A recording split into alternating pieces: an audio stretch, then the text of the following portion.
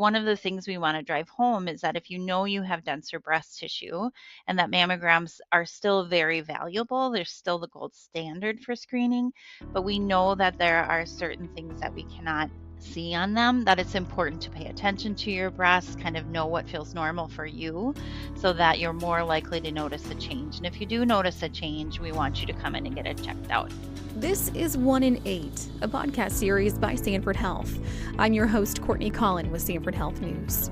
1 in 8 women will be diagnosed with breast cancer during her lifetime. So we want these conversations to shed light on awareness, featuring expertise from our Sanford Health providers that could save your life or the life of someone you love. We're glad you're here. In this episode, we are talking about breast density, what it is, and why it's important in your care journey at Sanford Health. Joining me is Dr. Andrea Kaster, a breast health specialist who provides care to patients at the Edith Sanford Breast Center in Fargo, North Dakota. Welcome, Dr. Kaster. Thank you so much for being here. Thank you for having me. I'm glad to be here and talk about this timely issue. Yeah, we're so happy to have your insights, and we'll get started with this question. What is breast density and how is it determined? Breast density is essentially a mammographic finding, and that's a very important point to drive home is really we know density based on how the breasts image on their mammogram. Mm-hmm. And so what it is the relative amount of glandular, lobular, structural tissue or connective tissue relative to fatty tissue in the breast. And so the reason that matters is that the more fibrous tissue and glands and ducts show up white on a mammogram, whereas fatty tissue shows up more gray appearing. And so the whiter the background is the more dense your breast tissue is essentially on the mammogram. So cancer shows up white on a mammogram as well. And so if you have a very white background, you're looking for a white mass within a white background. Why is breast density an important factor in mammograms? So breast density has 2 major implications on mammography. One is that it can make it harder to see masses. So like talking about the masking effect of that glandular tissue relative to the fatty tissue. So harder for radiologists to see masses, and sometimes then the masses actually have to get bigger before they can be seen. And then the other thing is, which is not completely understood, is that women who have dense breast tissue do tend to get breast cancer more often. So whether it's just the relative amount of more active cells in their breast, there's not really sure what that connection is, but it is an independent risk factor for breast cancer. So it's a twofold risk. Okay, good to know. How common is it for women to have dense breasts? Is it common? It is common, and that's a very good point to make, is that actually 50% of women have what would be considered dense breast tissue. So the American College of Radiology has 4 categories of density that are given with every mammogram that's done. And that is a category A, B, C, or D, which means primarily fatty replaced breast, scattered fibroglandular changes, heterogeneously dense, or extremely dense breast tissue. And it's the heterogeneously dense or extremely dense categories that count as dense breast tissue. So 50% of women fall into one of those 2 categories on average. It depends somewhat on age, but we would say about 10% of women have fatty replaced breast, 40% have scattered fibroglandular changes, 40% have heterogeneously dense, and about 10% have extremely dense. So it is not uncommon or abnormal to have dense tissue. Are there any lifestyle factors that contribute to having dense breasts? Why do some women have more of that dense breast tissue than others? Density is primarily determined by your genetics, just how your breasts were kind of genetically predisposed. So we will see, family where, yes, all the women have denser tissue. And so that is the primary reason that we will find dense breast tissue in some women compared to others. There are definitely other things that go into it. So, genetics is a big deal. As you get older, your breast density tends to go down. So we lose some of the more ductal and the lobular tissue, and it's more fatty replaced with age. If any individual has a dramatic change in their weight, that can change their breast density. Pregnancy can make a difference. So pregnant breasts on imaging tend to be much more dense. Menopause with a drop in estrogen will decrease your breast density. If you're on hormone replacement therapy or hormone blocker therapy, those can either increase or lower your density. So there are definitely things in our life that can make a little bit of difference, but it's primarily genetics. And as we go through life, you will look back on a mammogram and you can compare to, and there may be a difference that you see, but it's not a like 1 year from the other you're seeing a dramatic difference unless we add in some of these other factors. So What challenges do dense breasts present in detecting breast cancer through mammograms? we know that the denser the breast tissue is, the whiter the background or the whiter the Hmm. appearance on a mammogram. Yeah. And cancers show up white on a mammogram. And so if you have a very white background, it's like a polar bear in a snowstorm. It's just a lot harder to see Hmm. a white change within that. And so we find that cancers are found at a slightly larger size when women have denser breast tissue. They tend to have pathology with some more high risk features related to it. And we know that the sensitivity of the mammogram, or the number of cancers found on a positive test, is lower with dense breast tissue. So, Mm. whereas a mammogram in a woman who has very fatty replaced breast, their mammogram's going to catch, we would say, and the numbers vary, but we would say 9 out of 10 breast cancers Okay. on initial, and that goes as low as 62% or 6.2 out of 10 breast cancers in extremely dense breast tissue. So the difference between the sensitivity of the mammogram Yeah. is quite a bit. And so a big take home message for patients is really that we know mammograms are great, and a lot of this Hmm. information that we share with women, and because we've always talked about density, but it hasn't always been something we talked about with patients.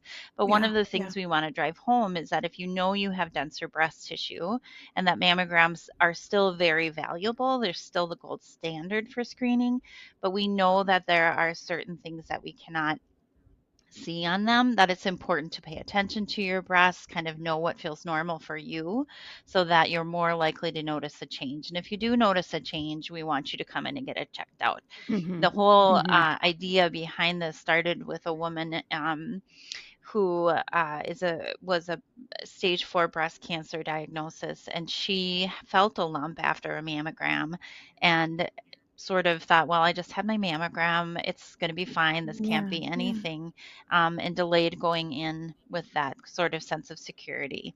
So for all densities, we want women to report changes, but that's Yeah. especially the case knowing in women with denser tissue that the mammograms are just not quite as sensitive as they are for women with Yeah. less dense breasts.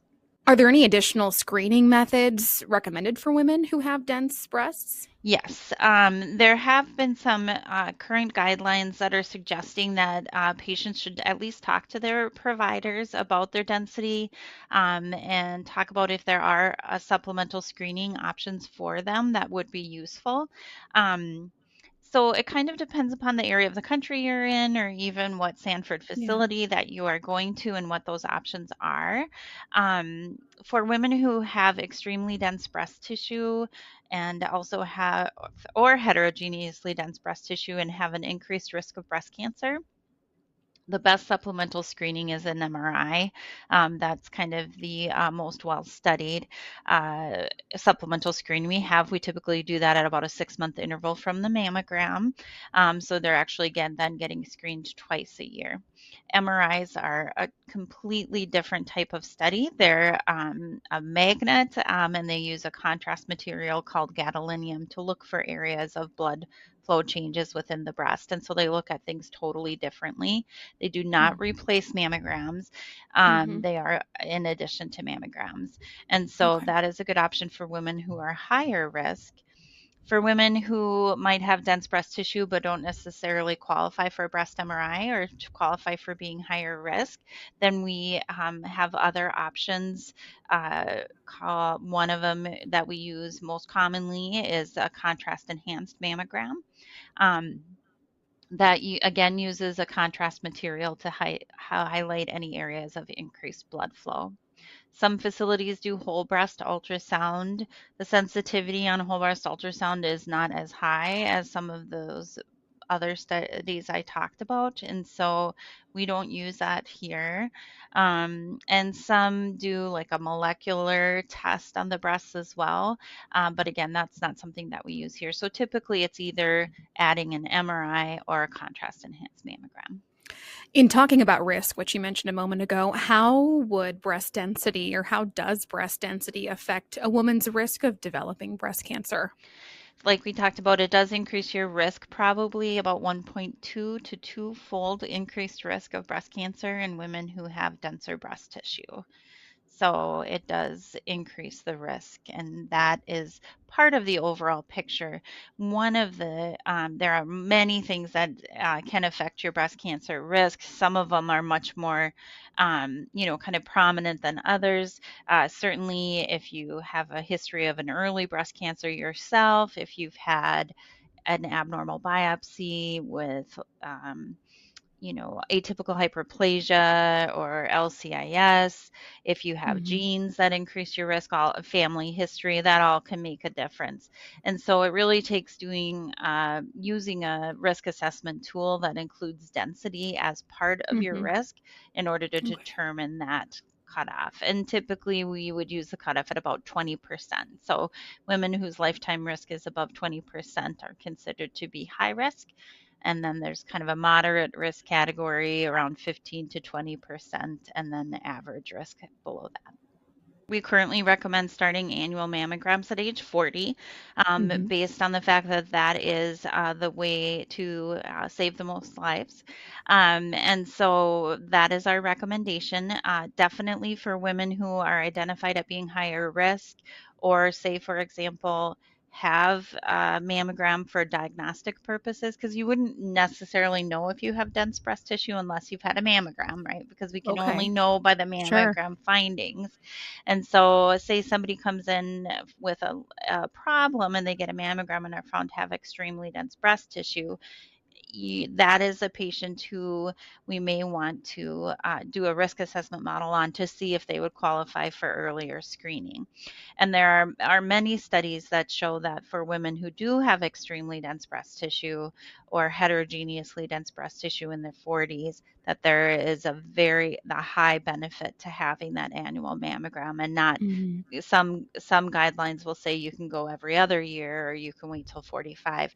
That does not apply to women who have dense breast tissue. Can you determine dense breasts by like a physical exam, or it needs to be determined by a mammogram? It can only be determined by a mammogram, because it Okay. really is, when we're talking about density in this form, in the technical scientific form, it is the relative amount of fibrous tissue to Sure. fatty tissue, and you Okay. can't tell by feeling. So that is. You can't just touch your breast and say, these feel dense. Yeah, no, and that's a very common. I have people tell me all the time that they have dense breast tissue, and they're talking about the way that their breasts feel, right? So, Sure. what breast Yeah. density is not, it is not lumpy breasts, it is not firm feeling breasts, it is not size Okay. of the breast. All of those things are commonly kind of misconstrued as I have dense tissue because it's really Sure. lumpy. Well, breasts are actually mostly lumpy, and that it does not have anything to do with what they're going to necessarily look like on imaging.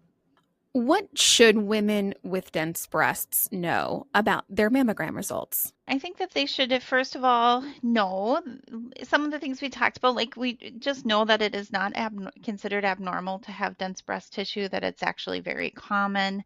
I think it's important for them to know that, yes, it does increase their risk, but it's part of the whole picture. And so, talking to your provider about what your other risk factors might be in order to get a better, kind of whole picture.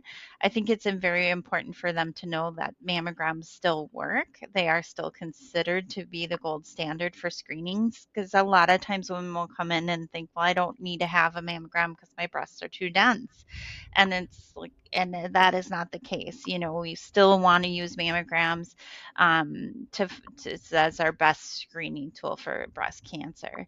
3D mammography is important in women who have dense breast tissue. So most facilities now use tomosynthesis, or what is more commonly called 3D mammograms.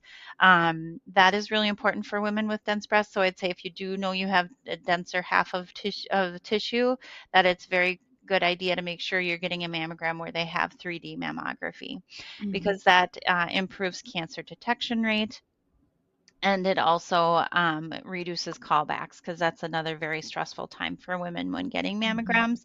And if you have Mhm. dense tissue, you're more likely to have that overlapping effect of the tissue. And so 3D really helps with that. So I would definitely Okay. tell those women, make sure if you are getting it at a facility, that whatever facility that is, that they are using 3D mammography. Um, and then just to know that it might change a little bit. So, one of the things that can be a little bit frustrating or hard to understand is that um, density can change from year to year, or even radiologist to radiologist. So you could have two radiologists look at the same mammogram, and one might give one category and one might give a different category. They're not going to be, it's not that your breast density is different in those different pictures, or from, even maybe from year to year. It has more to do with variations in the way that a radiologist actually reads those pictures. Um, and so you may get heterogeneously dense breast tissue one year and extremely dense breast tissue the next year, and it doesn't Mhm. necessarily mean that your density has changed. Yeah. Okay. It just means that it can vary slightly on lots of factors, essentially. So the big overall picture would be that you're in that denser half. And then we talked about reporting changes, and not, for everybody, not relying that if the mammogram is normal, you can't have breast cancer. That's never the case. And so we always want to make sure that you're still paying attention to your breasts and reporting any changes. Good to know. Are there any recent advancements or studies related to breast density and mammograms? Yes, there are a lot of ongoing studies. There's still studies ongoing between using 3D mammography, like we talked about, or Yeah. 2D, and also an abbreviated MRIs for Mhm. screening women with dense breast tissue. So there's all kinds of research going on how we can best screen these women. There have been some new recommendations or guidelines. The Mammogram Quality Standards Act, which is through the FDA, in the September of 2024 came out with guidelines suggesting that all women be advised of their breast density. So it kind of was state to state for a while, and now it's like, nope, all women need to know what their breast density is when they have a mammogram, and that they should discuss supplemental screening with their primary care provider. So those are new guidelines that are pretty specific about that we need to be having these conversations and at least Yeah. discussing options for supplemental screening. Um, as far as the American College of Radiology, in 2018, they recommended an annual MRI for women who have had a history of breast cancer and have dense breast tissue.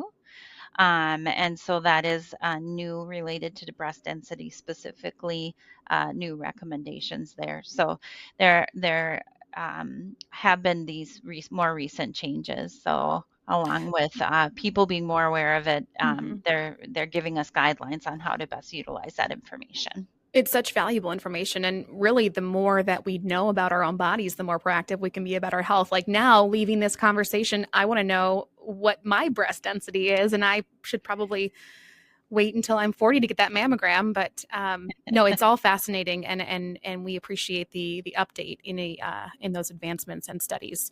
Dr. Kaster, if a woman is concerned about her breast density or the risk of developing cancer with dense breasts, what would you tell her? So, I mean, I started by trying to make it seem that to understand that it is more normal than we might realize, so that Yeah.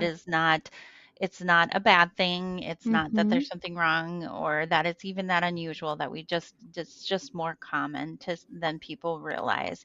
And so, to try to think of it that way, a lot of people are relieved to find out that it's actually not a rare thing and that there's more Sure. women out there than they might realize. Yeah. And then just to talk to their providers about their overall risk, because it Yeah. is part of the picture, but not the whole picture. And so that it's important for them to talk with their primary care providers about if they need to have a more formal risk assessment or if they need to do any extra testing because of that. And then continue with their breast awareness, continue with their annual mammograms, request a clinical breast exam if they feel like they have dense tissue, and want to make sure that they're getting checked out, that would be Mm-hmm. important as well. Well, this has been such valuable information, Dr. Kaster, learning so much about breast density, which is going to be great information for our patients listening. We are here at the breast center anytime people have questions or our providers have questions and they want to reach out. We're happy to discuss this with them.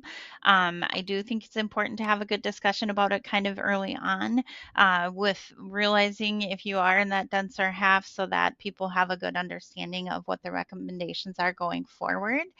We will Mm-hmm. be keeping abreast of all new changes and changes in guidelines and making sure that we keep updating that all the time through our facility and through our Edith Sanford initiative, and just making sure that we're doing the best we can for screening. We know that screening helps, but we also know that breast cancer is a very common cancer. It's common in younger women, and the sooner we can find it, the better options we have for treatment and the less aggressive treatment that is needed for cures. So it is Yeah. important to try to find it as early as possible. And that takes the whole team working together to do the best we can for women. Also, just a reminder for patients too is that you can, get breast cancer before 40. So make sure that you're paying Yeah. attention to your breasts as well. If you have a family history, reaching out and trying to see if you might be a candidate to start screening sooner Mm-hmm. is also really important. So important. Dr. Kaster, thank you so much for all of your information and expertise on this topic and for all that you do for patients at Sanford Health. Thanks for having me. This episode is part of the 1 in 8 podcast series by Sanford Health. For additional podcast series by Sanford Health, find us on Apple, Spotify, and news.sanfordhealth.org. I'm Courtney Collin. Thanks for being here.